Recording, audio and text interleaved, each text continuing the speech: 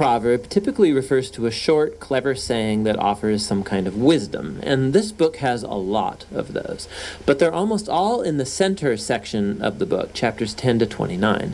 But there is way more going on in the book of Proverbs, especially at the beginning, chapters 1 through 9, and the conclusion, chapters 30 and 31. The book's been designed with an introduction, chapter 1, verses 1 through 9, and it first of all links this book to King Solomon. Now remember the story in 1 Kings chapter 3. Solomon had asked God for wisdom to lead Israel well. And so Solomon became known as the wisest man in the ancient world, and we're told in 1 Kings chapter 4 that he wrote thousands of proverbs and poems and collected knowledge about plants and animals. So Solomon was like the fountainhead of Israel's wisdom literature.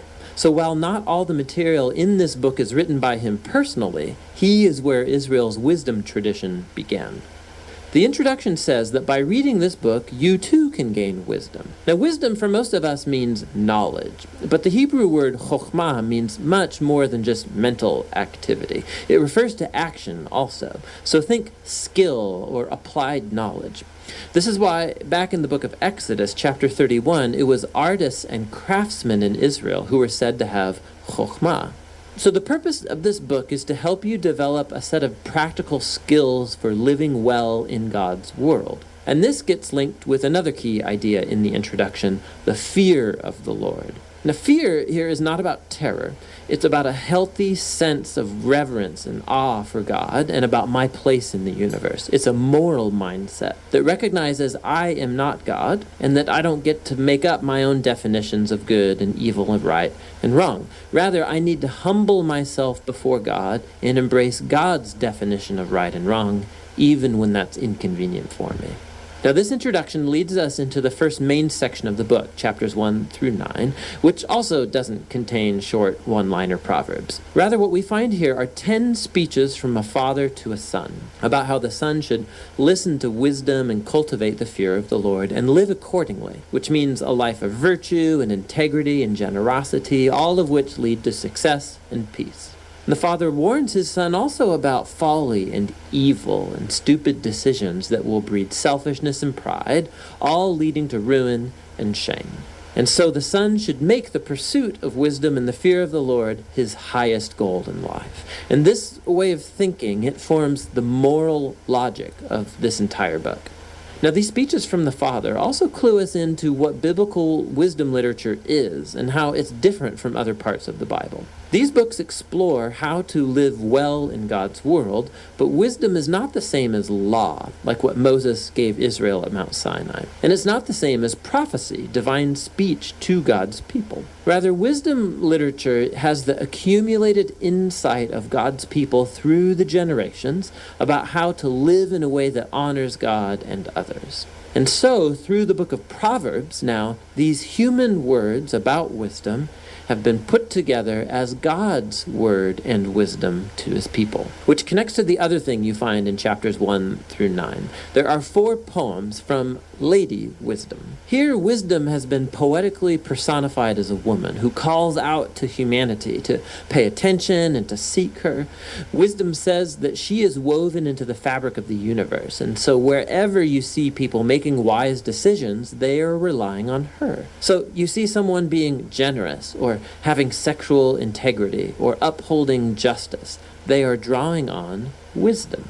These Lady Wisdom poems, they're a creative, poetic way of exploring this idea that we live in God's moral universe, and that goodness and justice are objective realities that we ignore to our own peril. And so fearing the Lord, living wisely, it's living along the grain of the universe. Now together, these 2 sets of speeches from the Father and Lady Wisdom, they make a powerful claim about this book, that you're not simply reading good advice, you're reading God's own invitation to learn wisdom from previous generations. And so in the next section of the book, chapters 10 through 29, we find hundreds of ancient proverbs, and they apply wisdom and the fear of the Lord to every life topic you could imagine: family, work, neighborhood, friendship, sex, marriage, money, anger, forgiveness, alcohol, debt, everything. And these are all filtered through the value system of Proverbs 1 through 9. Now, these Proverbs, they're all pretty short, they're easy to memorize, and actually this section of the book is meant to become a reference work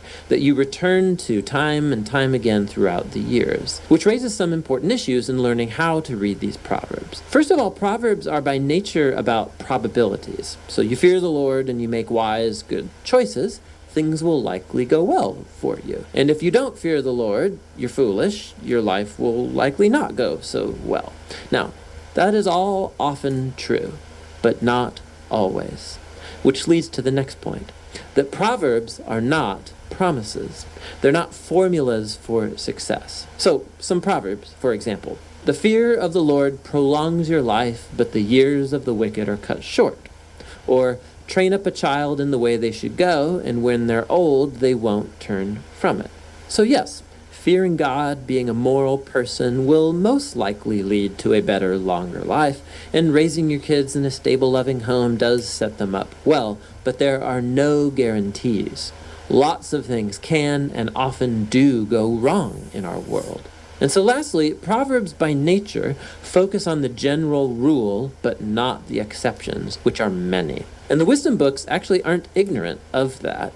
The exceptions are what the other wisdom books, Job and Ecclesiastes, are all about. And together, these acknowledge that life is too complex for simple formulas, which is why we need all of the wisdom books together to get the bigger picture. This all leads to the final section of the book, two large collections of poems. First, poems from a man named Agur, who begins by acknowledging his own ignorance and folly and his great need for God's wisdom. And then Agur discovers that divine wisdom has been given to him in the scriptures, which teach him how to live well. And so Agur is put before us as like a model reader of the book of Proverbs, somebody who's always open to hearing God's wisdom through the scriptures. The final poems are connected to a man named Lemuel. He's a non-Israelite king, and he passes on the wisdom that was given to him by his mom. It's guidance for being a wise and just leader. And then the final poem is an acrostic or an alphabet poem where each line begins with a new letter of the Hebrew alphabet. And the entire poem's about the woman of noble character. It depicts a woman who lives according to the wisdom of Proverbs and stands like a model of someone who takes God's wisdom and then translates it into practical decisions in everyday life, at work or at home, in her family and in her community. So the book opened with words from a father to a son about listening to Lady Wisdom, and so now the book closes by offering the words of a mother to her son about a woman who lives wisely. The book of Proverbs is for every person in every season of life. It's a guide for living wisely and well in God's good world. And that's what the book of Proverbs is all about.